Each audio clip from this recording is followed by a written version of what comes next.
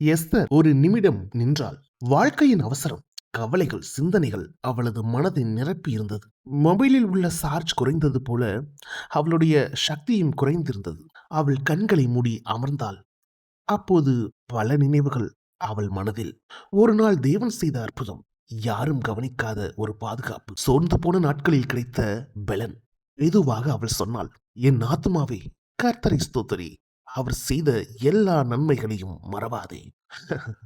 உடனடி மாற்றம் இல்லை, பெரிய அற்புதம் இல்லை. ஆனால் அவளது உள்ளத்தில் ஒரு அமைதி மெதுவாக குடியேறியது. நேற்று வரை தாங்கிய தேவன் இன்றைக்கும் நடத்துவார் என்ற நம்பிக்கையுடன் அவள் எழுந்தாள். அவளது ஆத்துமா மீண்டும் தேவனை ஸ்தோத்திரிக்க கற்றுக்கொண்டது. இன்றைக்கு நீங்களும் சோர்ந்து போயிருக்கீங்களா? இந்த வாழ்க்கையின் ஓட்டத்துல கவலைகள் ஒருவேளை சில விஷயங்களை மறக்க செய்யலாம். ஆனால் தேவன் செய்த நன்மைகளை நினைவு கூறும்போதுதான் பயம் விலகி அமைதியே பிறக்குது. ஆண்டவர் செய்த நன்மைகளை நினைச்சு பாருங்க, எல்லாம் மாறும்.